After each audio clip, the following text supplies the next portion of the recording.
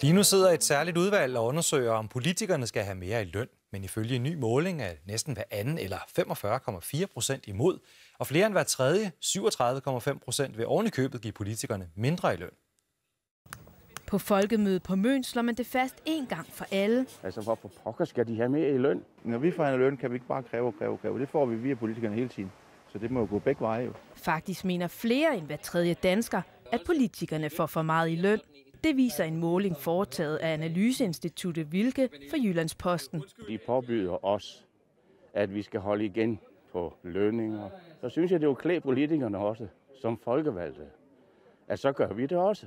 Lige nu er den såkaldte vederlagskommission ved at undersøge, om politikerne skal have mere i løn. En folketingspolitiker får i dag 51.400 kroner i grundløn om måneden, samt et tillæg på ca. 5.000 kroner, som er skattefrit. For en minister ligger lønnen typisk på knap 100.000 kroner, mens statsministeren topper lønningslisten med 122.000 kroner om måneden. Og det er rigeligt, mener Dansk Folkepartis Søren Espersen. Jamen, altså, jeg vil lede min gamle sure sko på, at vi kommer til at stige ganske gevaldigt for langt bedre lønner- og pensionsforhold, end vi har nu.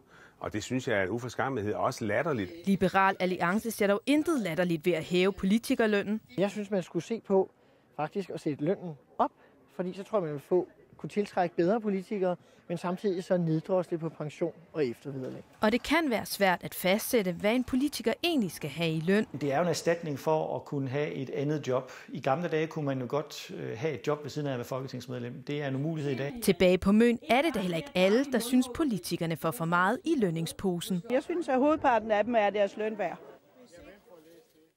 Og senest ved udgangen af 2015 skal Vederlagskommissionen fremlægge et forslag til, hvordan politikernes løn skal se ud i fremtiden.